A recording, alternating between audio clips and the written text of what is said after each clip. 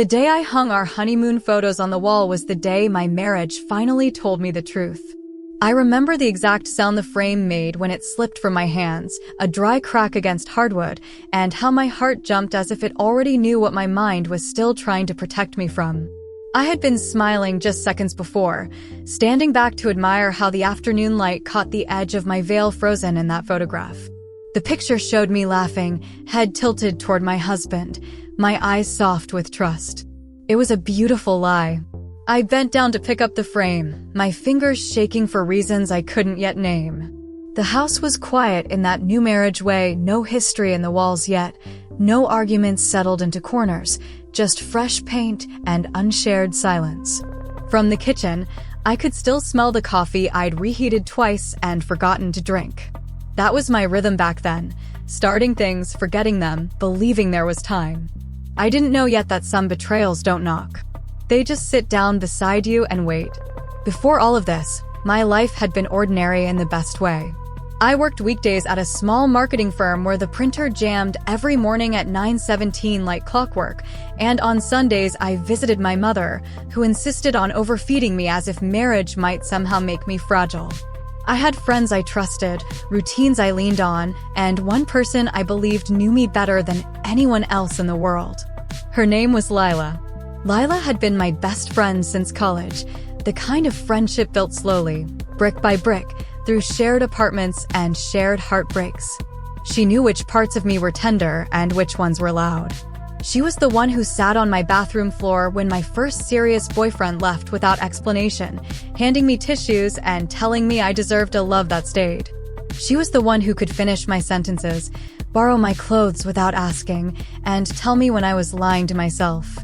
So when Daniel proposed, it never crossed my mind not to call her first. I still remember that call. I was sitting in my car, the engine off, the ring heavy on my finger like a small planet with its own gravity. He asked, I whispered, as if saying it too loudly might make it disappear. She screamed so hard, I had to pull the phone away from my ear. I knew it, she said. I knew he was the one. Oh my God, I'm planning everything. And she did. Lila planned my wedding the way some people plan escapes, with devotion, precision, and an intensity that felt like love. She came to every dress fitting, kneeling on the boutique floor to adjust the hem herself. She helped me choose vows, crossing out sentences she said didn't sound like me, circling others and nodding slowly. That one, she'd say. That's your truth. At night, we lay on my couch with takeout containers balanced on our knees, scrolling through flower arrangements and table settings. Daniel would pass through the room sometimes, smiling at us, kissing my forehead before retreating back to his phone or the television. I thought it was sweet, the way he trusted us with the details, the way he said, whatever makes you happy. If I'm honest, there were moments when something felt off. Small things. The way Lila and Daniel sometimes fell quiet when I entered a room. The way she knew things about him I didn't remember telling her, his favorite wine, the song that made him nostalgic. Once, when I joked about how calm he'd been throughout the planning, she laughed too quickly and said, oh, he's not calm. He just doesn't show it. I let it go. You do, when the story you're living feels too good to question. The wedding itself was beautiful in that careful, curated way. Sunlight through old church windows. My mother crying quietly into a handkerchief. Lila standing beside me, steady as a pillar, squeezing my hand when my voice shook during the vows she'd helped me write. Daniel looked at me like I was the answer to a question he'd been asking his whole life. Or maybe that's what I told myself later. The honeymoon was warm and indulgent and just slightly unreal. Ocean air, white sheets, the constant sense that we were suspended outside of time. We took dozens of photos, some posed, some careless. In one of them, I'm wearing his oversized shirt, my hair tangled, my face bare. I loved that picture most. It felt honest. When we came home, real life resumed its gentle pressure. Work emails, grocery lists, thank you cards spread across the dining table. Lila came over one evening with a bottle of wine and sat cross-legged on the floor, helping me sort envelopes. You're really married, she said, smiling at me in a way I couldn't quite read. Does it feel different? I thought for a moment. It feels safe, I said. She looked down at her glass. "That's good," she murmured. If I had known then what I know now, I might have asked why her voice sounded like goodbye. But hindsight is a language we only learn after we've already needed it. The day I hung those honeymoon photos, I was trying to make the house feel like ours. I lined them carefully along the hallway, spacing them evenly, stepping back to adjust angles. When I reached the last frame, the one of us laughing on the balcony at sunset, I noticed something I hadn't before. In the reflection of the glass, faint, almost accidental, there was a shape behind Daniel. A figure just out of focus. Dark hair. A familiar curve of a smile. My breath caught. I told myself reflections lie. I told myself memories shift. I told myself I was tired. Still, my hands wouldn't stop shaking. Somewhere in the house, a floorboard creaked. Daniel was home. And for the first time since I'd said I do, I felt the quiet, unmistakable presence of fear. Not loud, not dramatic, just sitting down beside me, patient and sure. I didn't know yet how deep the truth went, but it had already begun to surface. Fear doesn't always announce itself. Sometimes it pretends to be curiosity. Other times, it wears the soft face of common sense. That evening, it told me I was overthinking, that I had spent too long staring at glass and shadows, letting imagination stitch meaning where none belonged. Daniel came up behind me in the hallway, wrapping his arms around my waist. I startled, just slightly, and he felt it. "You okay?" he asked, his chin resting on my shoulder. "Yeah," I said too quickly. "Just trying to get these straight." He leaned back to look at the photos, nodding. "They look good. Like, real adults live here now." I laughed, though the sound felt thin. His eyes moved over the frames, pausing on the balcony photo. Just for a second. His mouth tightened, a flicker, easily missed, and then he kissed my temple and walked away. That night, I lay awake listening to the unfamiliar cadence of marriage. The house settled. The refrigerator hummed. Daniel breathed beside me, deep and even, as if sleep had never been a struggle for him. I watched the ceiling fan rotate shadows across the room and tried to tell myself that love didn't turn suspicious overnight. That trust didn't evaporate because of a reflection. Still, my phone lay heavy on the nightstand. I thought of Lila. Of her voice, soft and unreadable, when she'd asked if marriage felt different. I wondered what she was doing at that exact moment, whether she was awake, whether she ever lay sleepless thinking of me. In the morning, I texted her a picture of the hallway, the frames newly hung.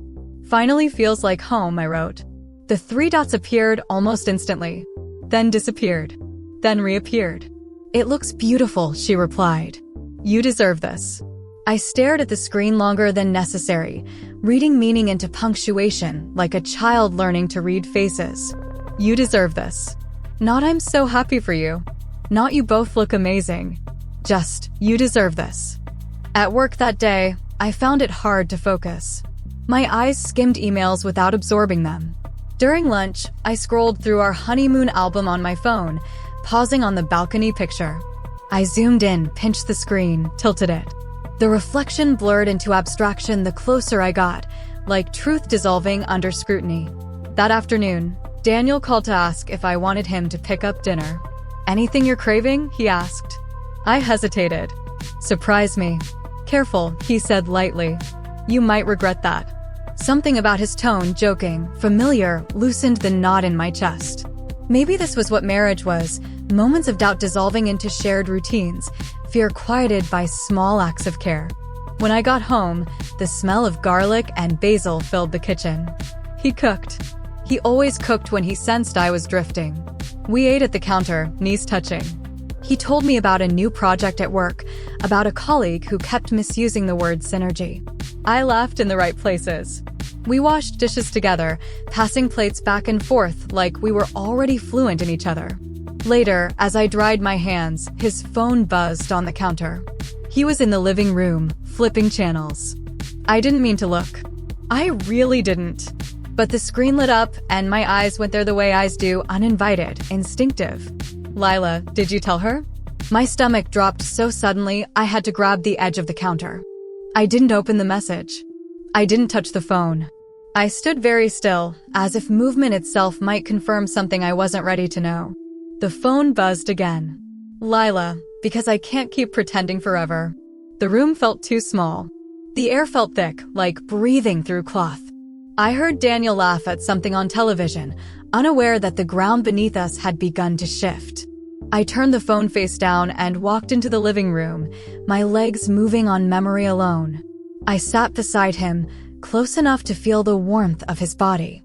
"Hey," I said, my voice steady in a way that surprised me. "Can I ask you something?" He muted the TV. "Of course." "Did you tell Lila about the job offer in Seattle?" I asked, choosing the most recent piece of information I knew she had before I did. "A test. A small one." His eyes flickered. There it was again, that almost invisible hesitation. "Yeah," he said. "I mentioned it." "Why?" I nodded slowly. "She texted me about it. Just now." "Oh." He smiled. "Guess she's just excited for us." Us. The word hung between us, fragile. That night, I dreamed of locked rooms.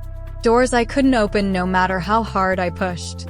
When I woke, Daniel was already gone, his side of the bed cold. On the nightstand, his phone lay where he'd left it. I sat up, heart pounding, and stared at it. Marriage is supposed to come with rules, unspoken ones. Trust, privacy, respect. But there are moments when the rules feel like luxuries you can't afford. I picked up the phone. It wasn't locked.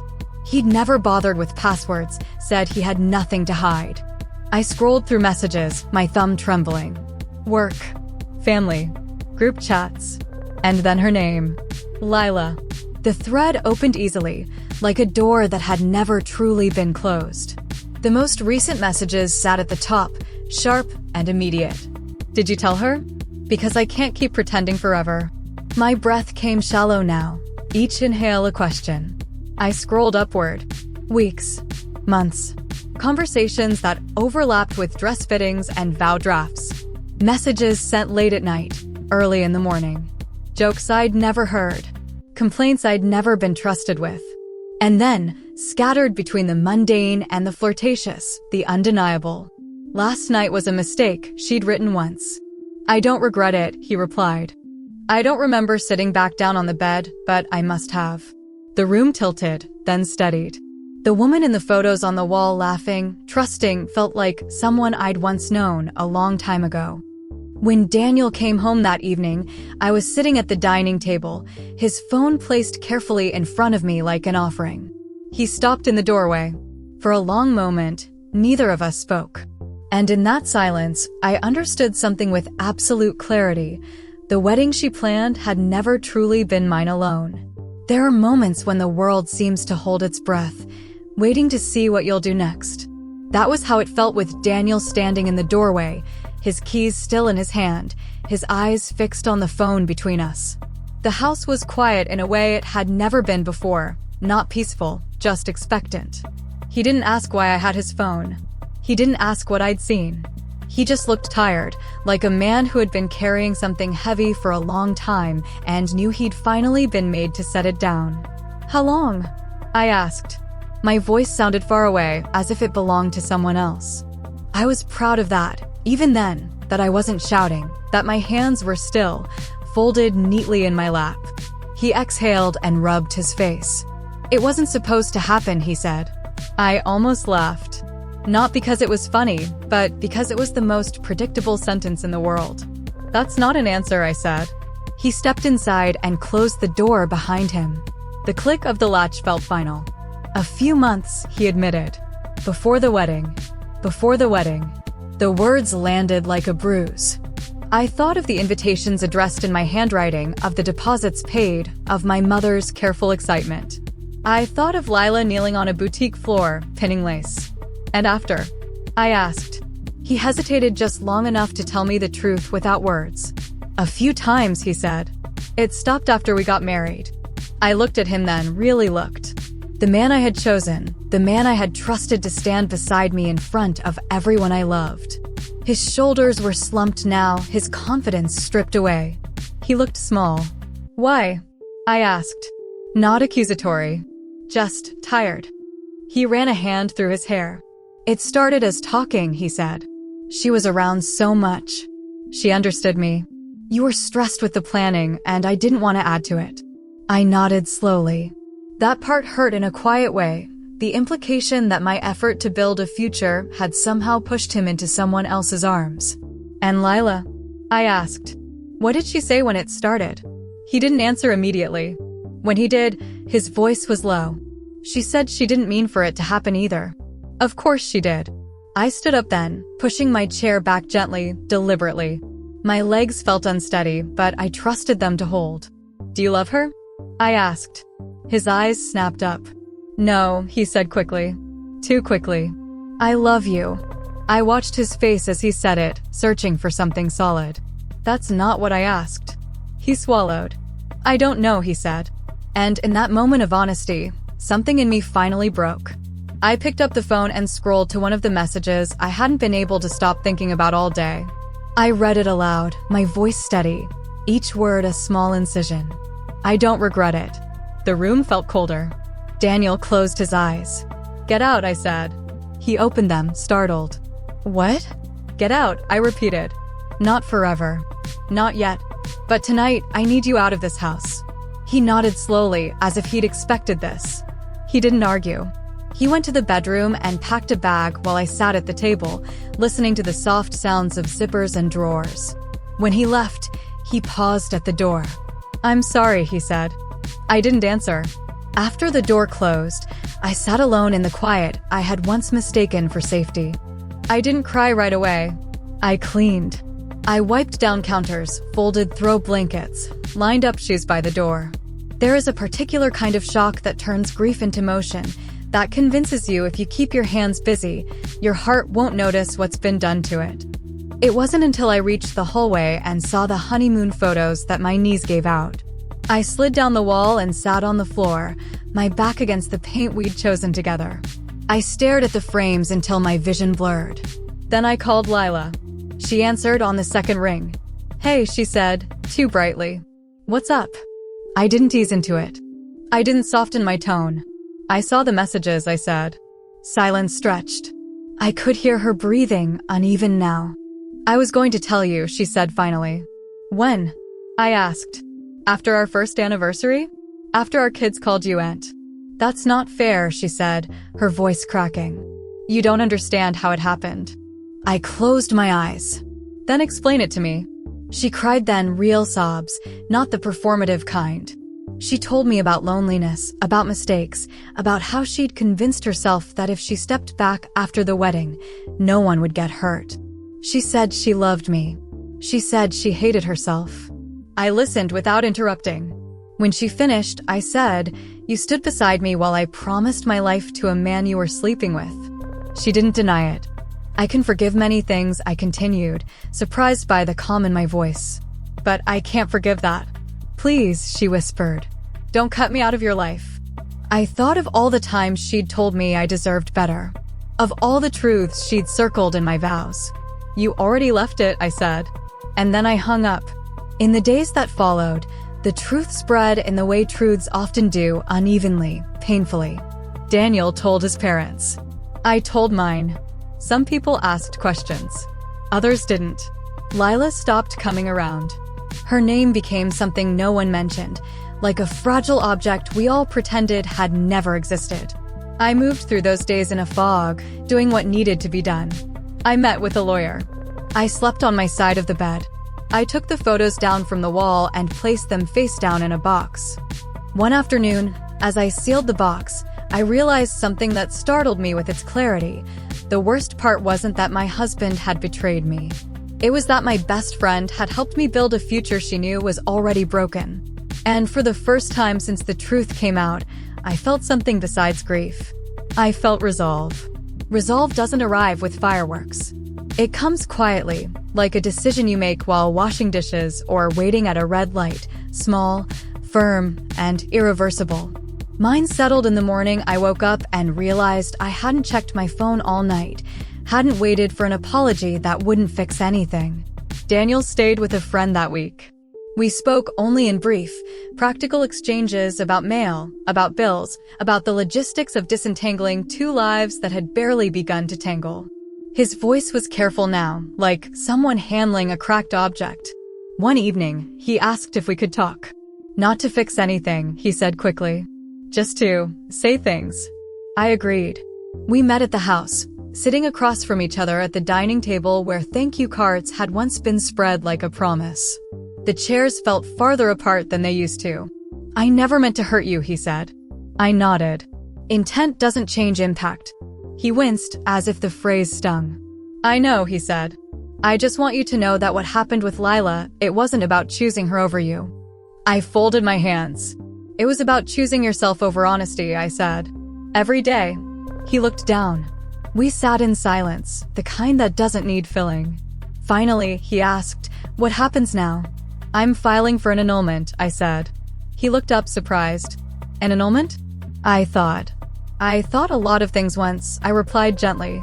This marriage never really existed. Not the way it should have. He didn't argue. Maybe he knew it was true.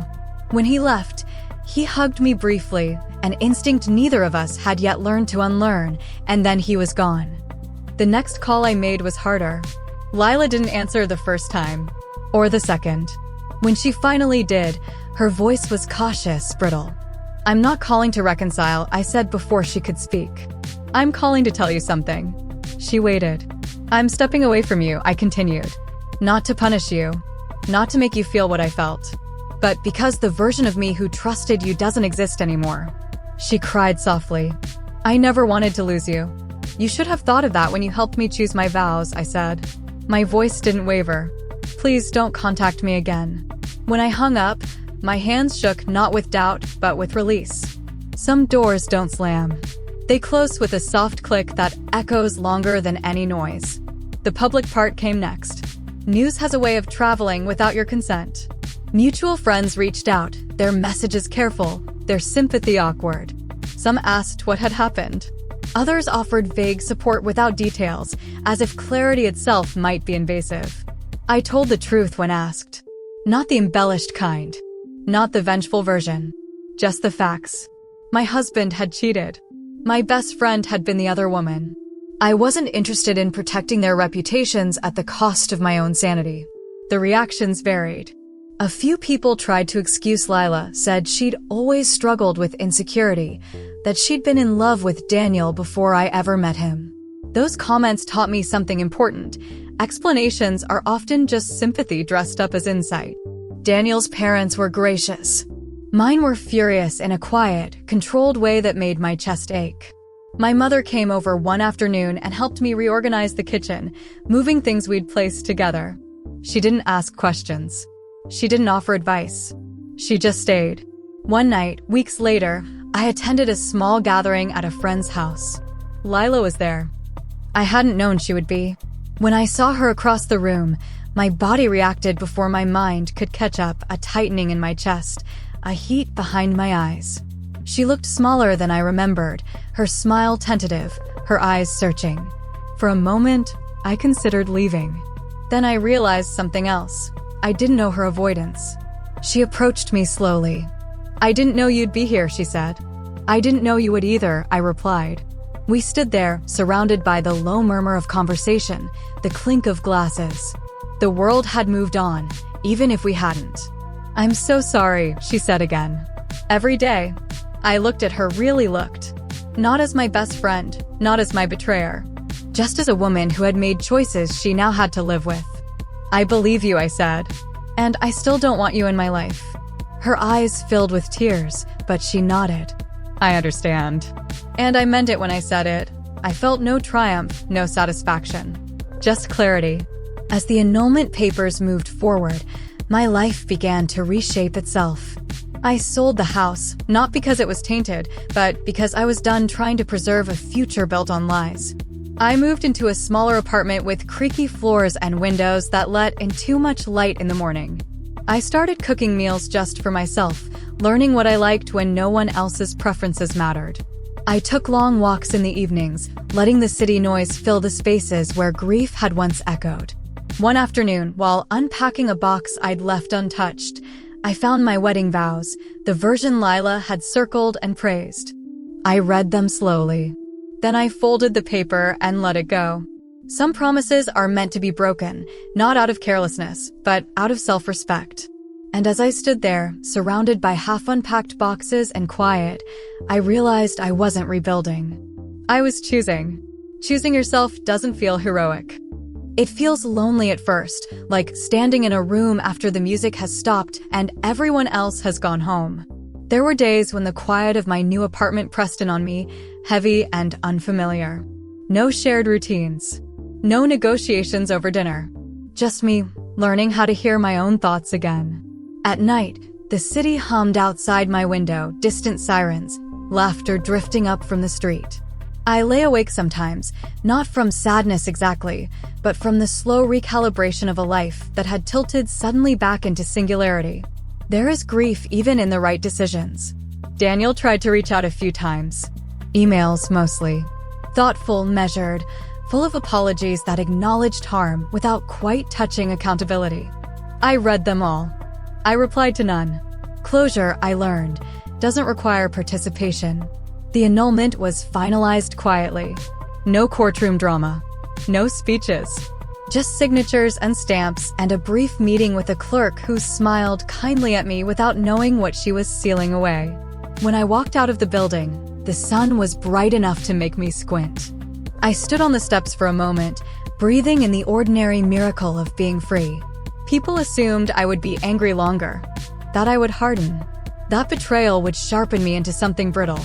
Instead, I found myself softer in unexpected ways, more patient with strangers, more forgiving of small mistakes. It was as if surviving something so intimate had expanded my sense of proportion. Months passed. My routine settled. I found a coffee shop where the barista learned my order. I took a pottery class on Thursday nights, my hands learning how to shape something from wet clay without forcing it. I made friends there, not replacements, not confidants yet, just people who knew me as I was now, not as a character in an old story. One evening, I ran into Lila's sister at the grocery store. She hesitated when she saw me, then approached. I just wanted to say, she began, I know this must have been awful. For what it's worth, Lila hasn't been, okay. I nodded. I hope she finds her way, I said. And I meant it. Distance doesn't have to come with malice. As for Daniel, I'd heard through mutual acquaintances that he'd moved cities, changed jobs. Reinvention, they called it. I hoped it was growth. I hoped he learned that love without honesty is just proximity. One afternoon, I unpacked the last box from my wedding. Inside were the framed photos, still wrapped in paper. I held the balcony picture for a long moment, tracing the edge of the frame with my thumb. I didn't feel anger or longing, just a gentle sadness for the woman I'd been, earnest, hopeful, unaware. I took the photo out and set it face down in a drawer, not as a punishment, as a boundary. Later that year, I attended another wedding, a small one, in a garden. As I watched the couple exchange vows, I felt a flicker of something I hadn't expected, hope. Not for them, though, that too, but for myself. I had not been broken by what happened. I had been revealed. On the walk home, I passed a window displaying framed photographs. I paused, noticing my reflection layered over landscapes and faces. For a moment, I imagined a future frame, not of a wedding, not of a performance, but of a life lived honestly, even when it hurt. I kept walking. Betrayal taught me many things, but the most important was this. Trust is not a gift you give blindly. It's a language you learn together, word by word, with someone willing to speak it truthfully. And when that language is broken, you don't have to stay silent. You can walk away. You can choose yourself. And in that choosing, you can begin again, not as someone's partner or someone's best friend, but as your own witness. Beginning again doesn't come with a ceremony. There's no aisle to walk down, no witnesses to applaud. It happens quietly, in the moments no one posts about, the first time you laugh without guilt, the first time a memory doesn't sting, the first time you realize an entire afternoon has passed without thinking of them at all. That realization came to me on a Tuesday. I had taken the afternoon off work, not for any reason worth explaining. The sky was overcast, the kind that presses low but never quite breaks. I wandered through a bookstore near my apartment, the kind with narrow aisles and handwritten staff recommendations taped to the shelves. I picked up a novel and read the first page standing there, completely absorbed. It struck me then. I was peaceful. Not numb. Not distracted. Peaceful. I bought the book and carried it home like something precious. That night, I cooked pasta and burned the garlic a little, filling the kitchen with a sharp, familiar smell. I opened a window and let the air cool the room. When I sat down to eat, there was no ache for company, just gratitude for space. People started asking careful questions again, the kind that come once enough time has passed to make curiosity socially acceptable. Are you seeing anyone? Would you ever get married again? Do you still believe in love? I answered honestly, even when the truth surprised me. I don't know, I said. And that felt like freedom. One evening, my mother came over with a container of soup and that look mothers get when they've decided something important but don't want to announce it too loudly. You know, she said, stirring the soup on the stove, I was so angry when all of this happened. I wanted you to scorch the earth. I smiled faintly. I know. But watching you now, she continued, glancing at me, I think you chose the harder thing. And the braver one. I thought about that later, after she'd gone. About how restraint is often mistaken for weakness, how dignity doesn't trend because it doesn't make noise. I had not needed to expose them publicly, to demand apologies in front of witnesses. Their actions had already done the revealing. The truth, when left alone, tends to stand up on its own. One afternoon, I received an email from Lila. I hadn't expected that. I'd blocked her number, but emails had always been our formal line, the place we sent articles and birthday notes and apologies we weren't ready to speak aloud. The subject line read, "No reply needed." I waited a full day before opening it. She wrote simply. She said she was in therapy, that she was learning to sit with the parts of herself she'd spent years avoiding, that she didn't expect forgiveness or even understanding, only to say that losing me had changed her and that she was trying to become someone who would never do that again. At the end, she wrote, "You were the truest friend I ever had. I hope one day you're surrounded by people who protect your heart the way you deserve." I read it twice. Then I closed my laptop. I didn't reply, but I didn't feel angry either. Some letters aren't invitations, they're acknowledgements. And that was enough. As time went on, I began telling the story differently, not with bitterness, not with embarrassment, but with clarity. When new friends asked about my past, I didn't say, "It didn't work out." I said, I trusted people who weren't honest with me, and I left. There was power in that sentence. I started noticing how often women are taught to endure quietly, to carry other people's shame as if it were our responsibility. How often we're encouraged to forgive before we've healed, to reconcile before we've understood. I stopped doing that. On the anniversary of what would have been my first year of marriage, I took myself to the coast. I walked along the water in a sweater too thin for the wind and let the cold sting my face. I watched waves crash and pull back, relentless, unashamed. I thought of the vows I'd once promised. How earnest they had been. How true I had meant them. I didn't regret loving fully. I didn't regret believing. What I regretted was ignoring my own intuition, those quiet hesitations, those moments when something didn't quite add up. I had been taught to doubt myself before doubting others. Never again.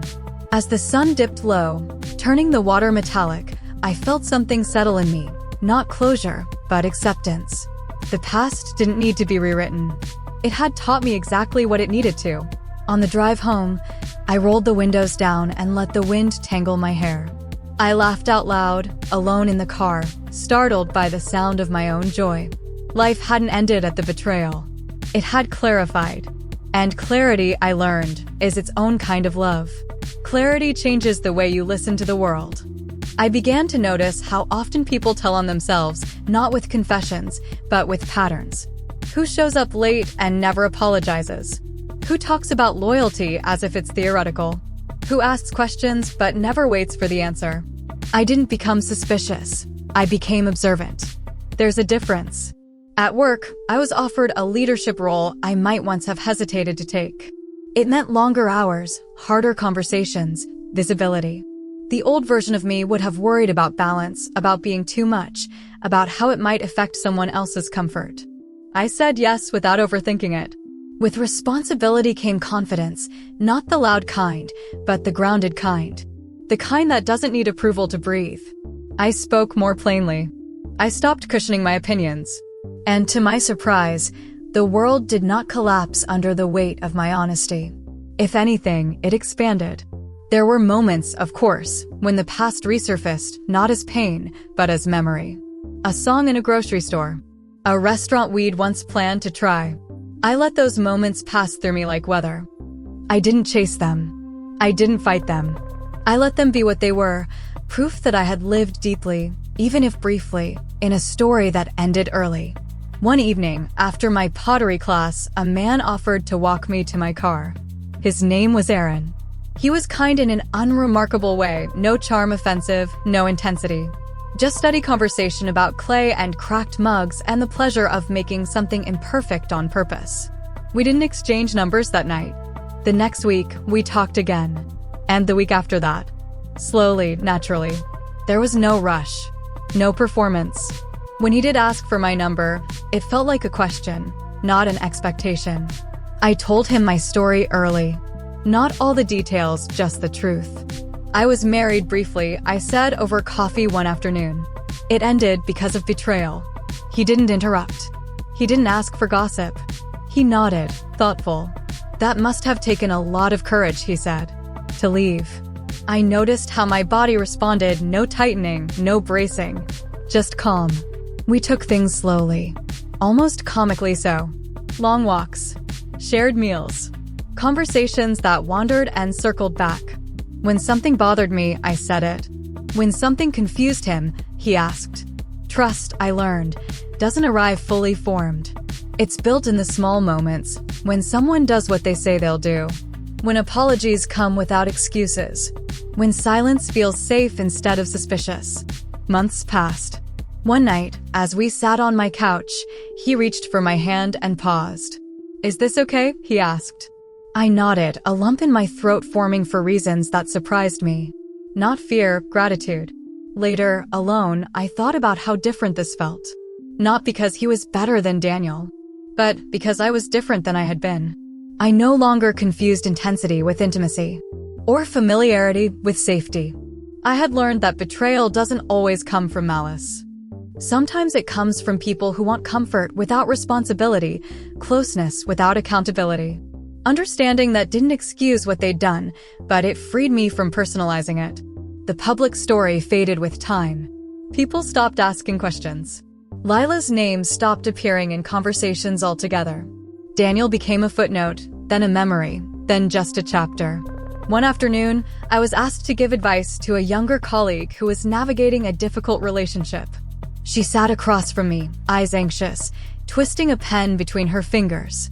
I keep wondering if I'm overreacting, she said. If I should just be more patient.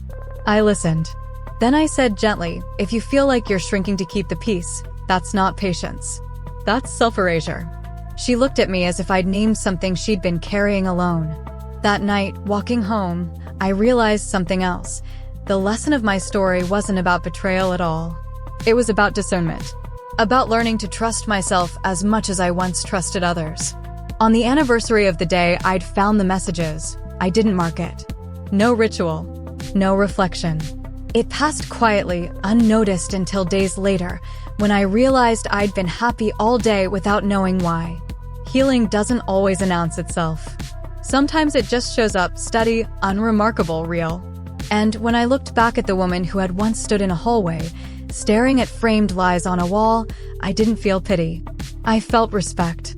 She had listened when the truth finally spoke. She had walked away. And in doing so, she had walked toward a life that didn't require pretending. Respect is a quiet companion. It doesn't cheer you on or demand attention. It simply stays steady, watchful, reminding you of who you are when the noise fades. As my life settled into its new shape, I began to understand how much of my old one had been built around accommodation. Around smoothing edges, anticipating needs, absorbing discomfort so others wouldn't have to. I hadn't thought of myself as someone who disappeared for love. But looking back, I saw the small ways I had learned to make myself convenient. That pattern ended with the betrayal. Not dramatically. Not with declarations. Just with a series of choices that added up to a different way of being. I stopped apologizing when I hadn't done anything wrong.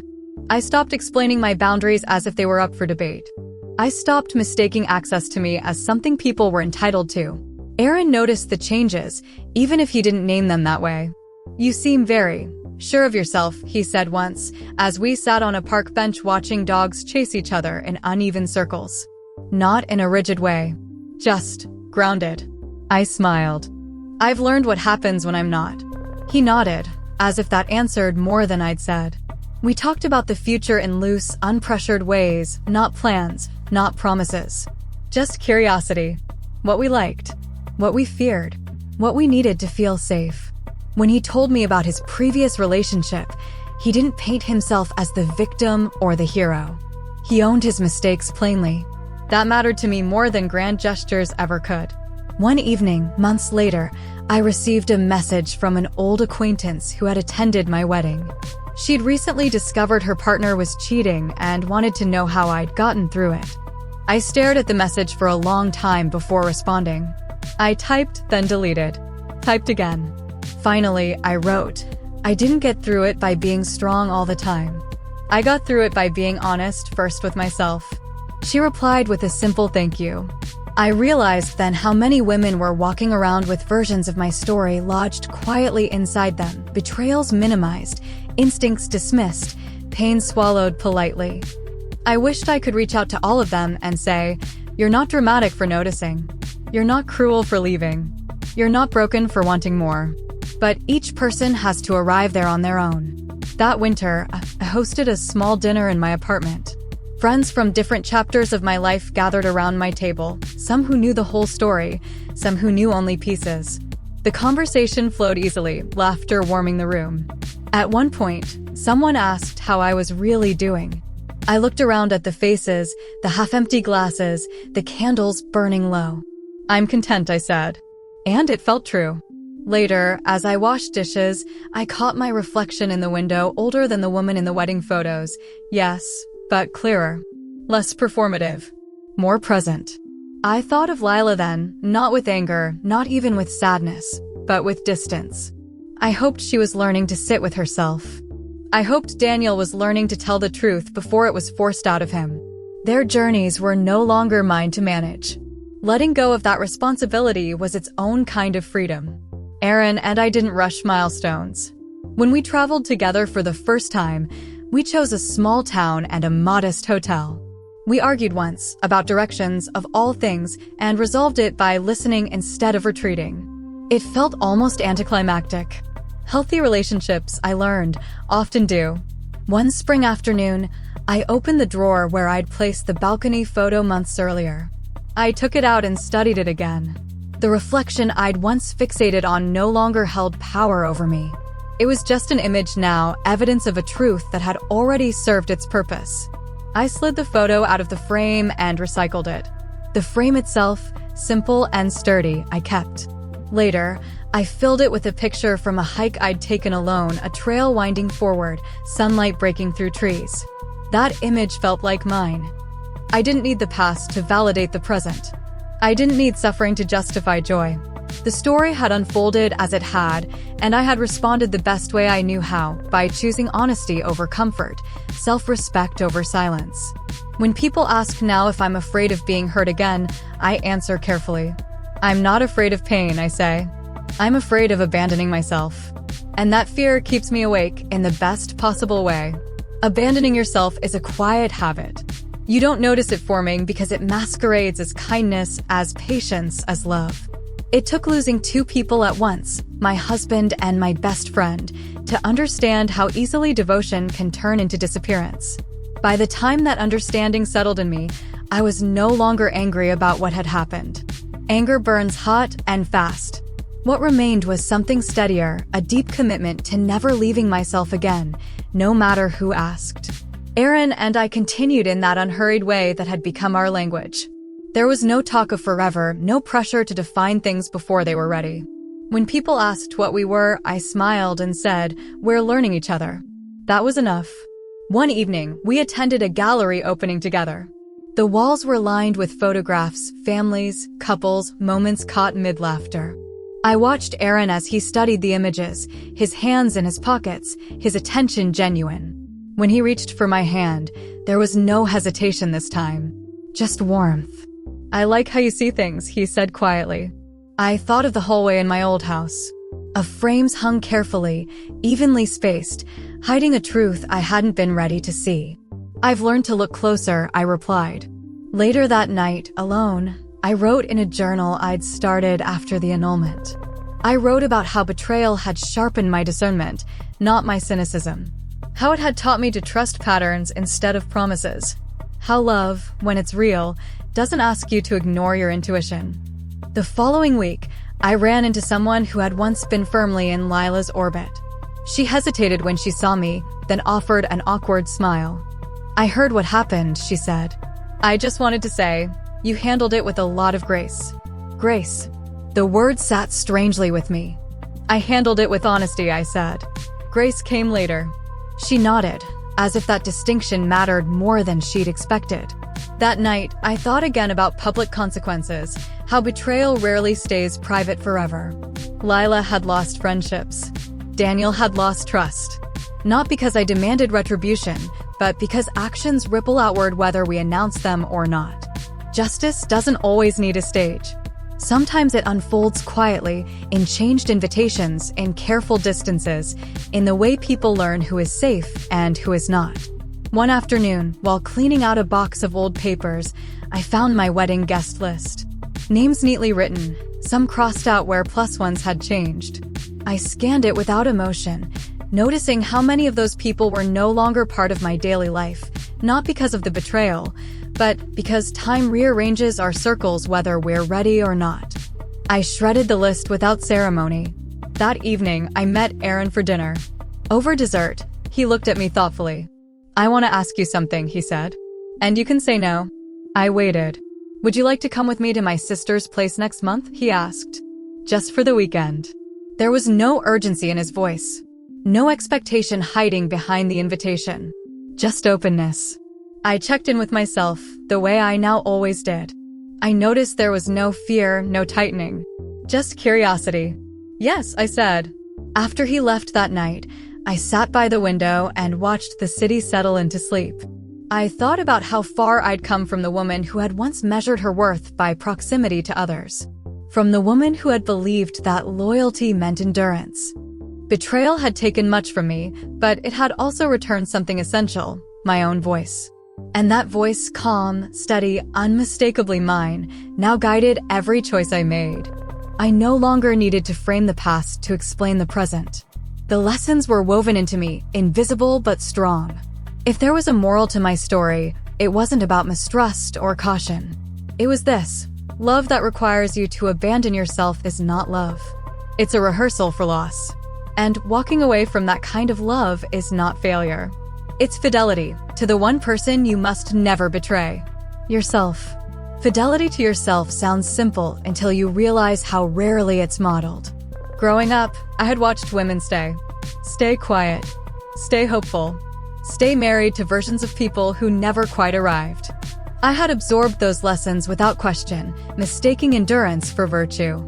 Walking away from my marriage hadn't just rewritten my future, it had quietly challenged everything I thought I knew about what it meant to be good, loyal, worthy. That understanding followed me into everyday moments. At work, when a client spoke over me in a meeting, I interrupted calmly and finished my point. When a colleague took credit for my idea, I corrected it without apology. These were not acts of aggression. They were acts of presence. I was no longer willing to disappear politely. Aaron noticed it too, though he never framed it as a change that needed managing.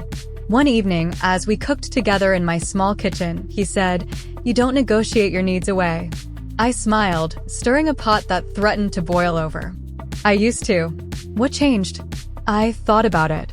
"I learned what it costs." He nodded, accepting that without needing more explanation. That was something I valued deeply now, People who didn't demand access to every wound in order to respect the scar. The weekend trip to his sister's place came and went without drama. I met his family, kind and curious and refreshingly uninterested in my past. We ate too much, talked late into the night, and on the drive home, I realized I hadn't once felt like I needed to perform. That realization stayed with me. Months later, I ran into someone from my old life, a friend who had been closer to Lila than to me. We exchanged pleasantries, the conversation careful, contained. As we parted, she hesitated. "You know," she said, "for a long time I didn't understand how you could cut her off so completely." I waited. But now, she continued, "I think I get it. You weren't being cruel. You were being consistent." Consistent. The word landed gently, exactly right. That night, I wrote it down in my journal and underlined it twice. Consistency, I had learned, was the truest form of self-respect. Not grand gestures. Not dramatic ultimatums. Just the quiet alignment between what you know, what you say, and what you do. The anniversary of the wedding passed again, unnoticed. When I realized it days later, I felt nothing but a mild surprise, like remembering a former address you once lived at, a place that no longer has any claim on you. I thought of the dress still hanging somewhere in storage, of the vows folded and discarded, of the best friend who had once known all my secrets. None of it hurt anymore. It simply belonged to a former life. One evening, as Aaron and I walked home under streetlights humming with summer heat, he asked, "Do you ever regret it? Getting married in the first place?" I considered the question carefully. "No," I said. "I regret staying quiet when something felt wrong.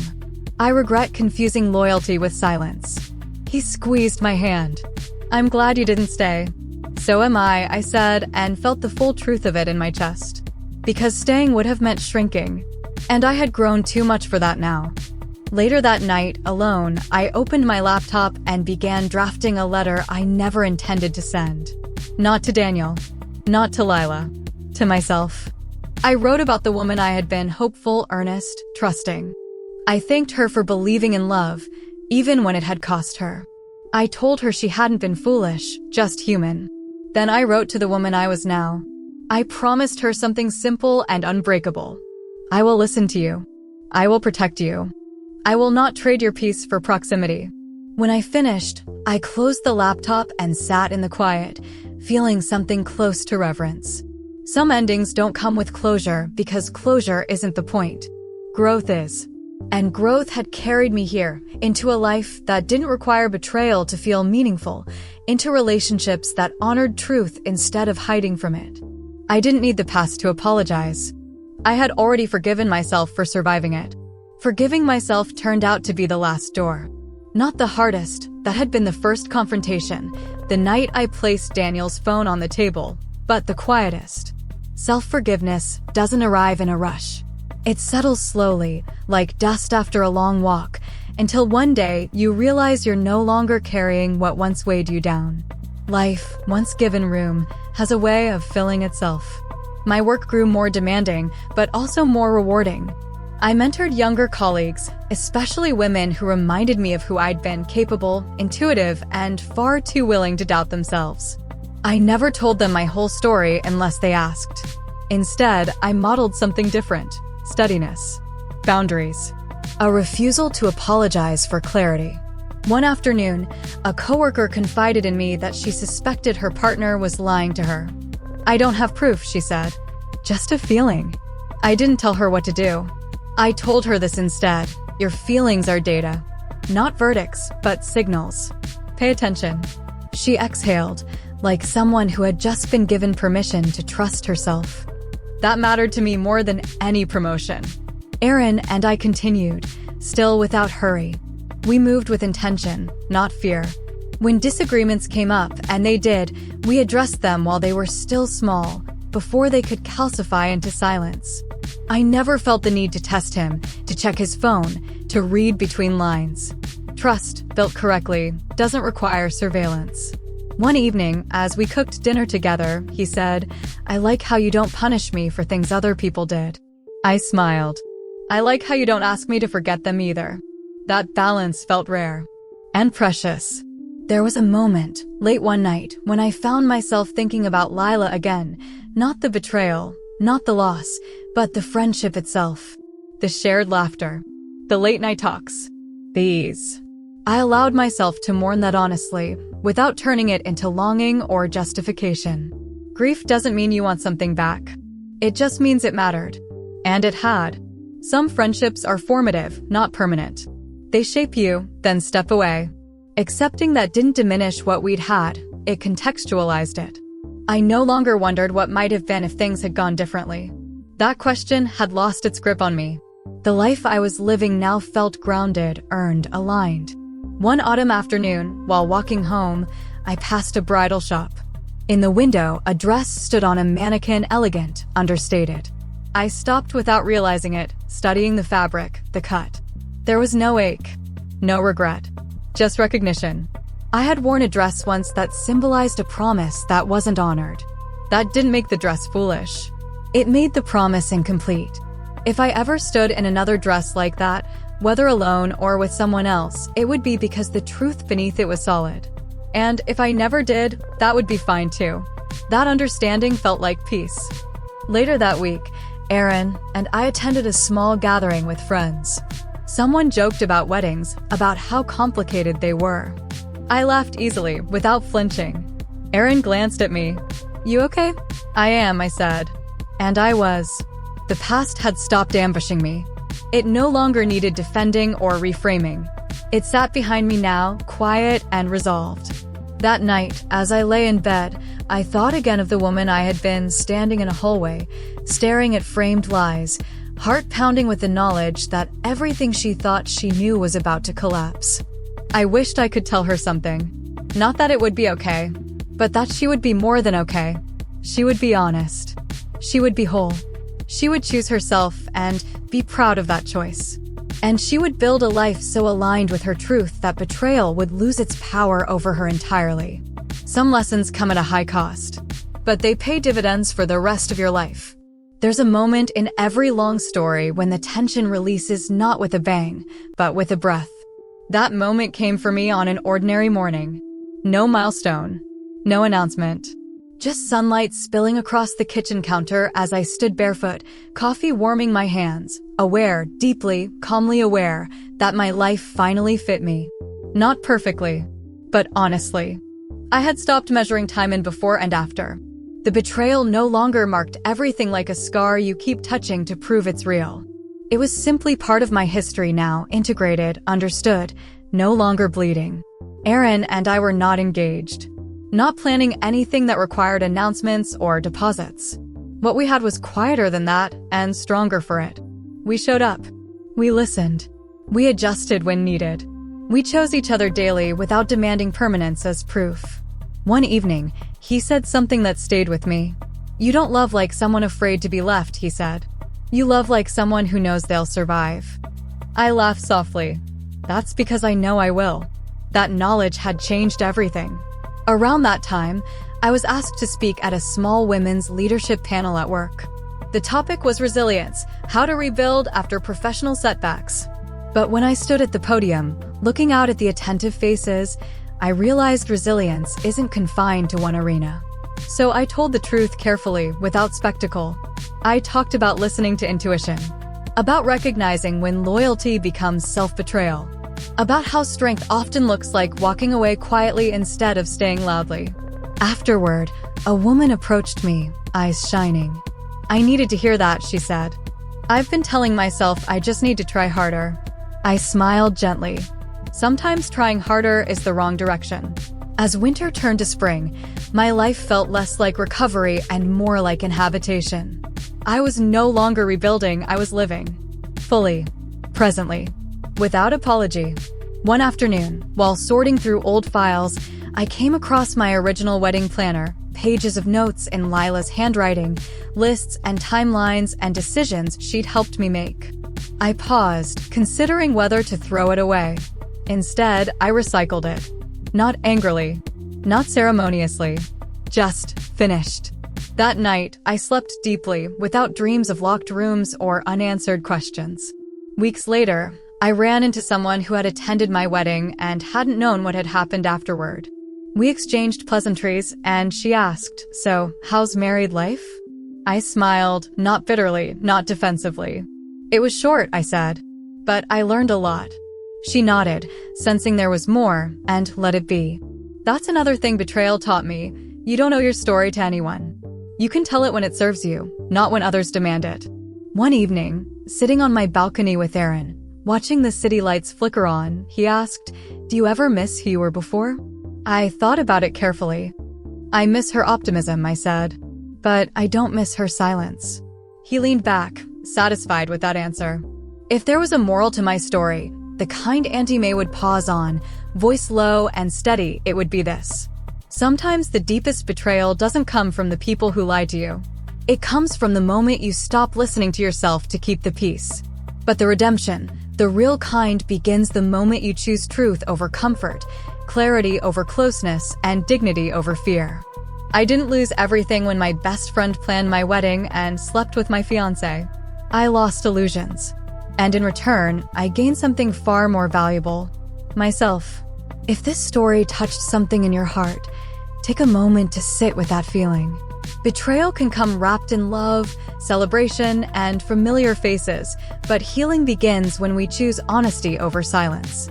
Remember, you are allowed to walk away from what hurts you, even if you once planned a future around it.